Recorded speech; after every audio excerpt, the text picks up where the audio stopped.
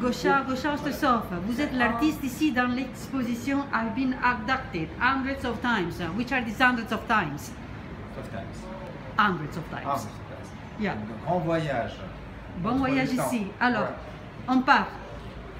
Et on commence par le grand navire. Et j'utilise le langage d'aujourd'hui. On y parle de l'histoire des Égyptiens. C'est l'Égyptien aujourd'hui, passé, c'est tout est mélangé. Dedans. Voilà, ça c'est la porte. C'est la porte on peut pour même traverser. Oui, pour traverser d'autres dimensions. Filmez-moi, s'il vous plaît. Je suis là. Coucou. Voilà, coucou. Et voilà.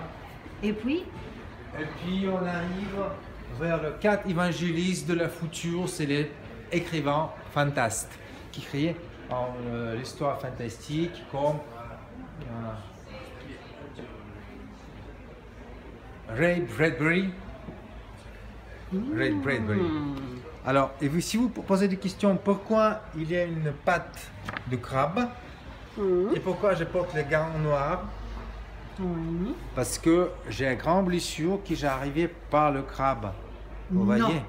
Voilà, c'est ça. Blessé par un crabe? Oui, par une bactérie qui est entrée dès que j'ai cassé les crabes et qui m'a commencé à manger et tuer moi-même. Et j'arrivais à l'hôpital en état cauchemar. Et ça m'a tout de suite, ça m'a donné une idée ce que nous sommes extraterrestres pour la Terre. Si vous voulez savoir quel, on dirait scaphandre, voilà, les habits extraterrestres pour arriver à d'autres planètes, c'est quoi le scaphandre d'aujourd'hui? C'est notre vêtement. Parce que c'est que nous qui portons les vêtements, la nature, tout ce que pour la Terre, on n'a pas besoin, les animaux, etc. Voilà, ce sont hybrides et on ne va pas normalement toucher les animaux. Et c'est donc l'effet de Bradbury. Voilà, Bradbury. Et j'ai tous les 4 évangélistes de la future et tous avoir les pattes de crabe. C'est seulement pour vous et le crabe qui vous a blessé. Et c'est aussi des coups de compréhension sur les choses qui se passent bizarres dans la vie. Et la vie, c'était vraiment une frontière qui est très faible. Ah oui.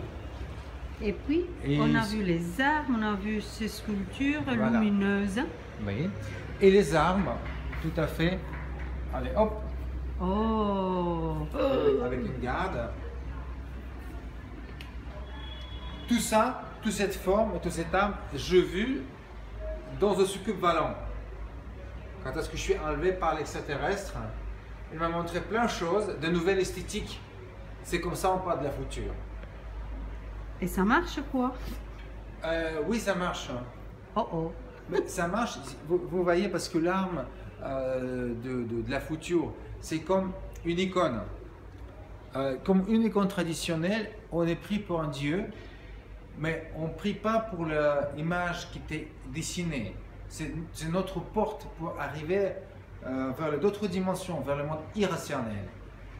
Et pour ça, l'artiste, il arrive pour aider aux gens transmis à d'autres états spirituels.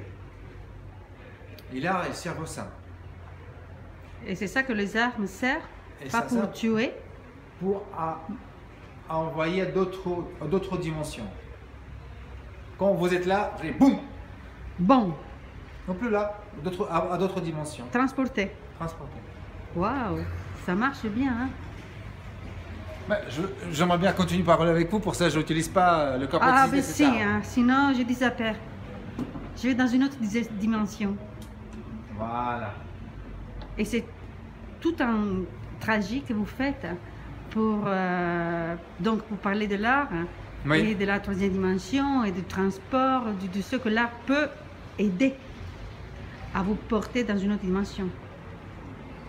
C'est ça que vous voulez faire. L'art, c'est ça, c'est quelque chose, on n'a pas besoin. L'art, c'est quelque chose complètement irrationnel. Voilà. C'est mon dernier œuvre d'art. Oh, là c'est beau, hein? Je ne veux pas. Hein? Alors, merci. Hein?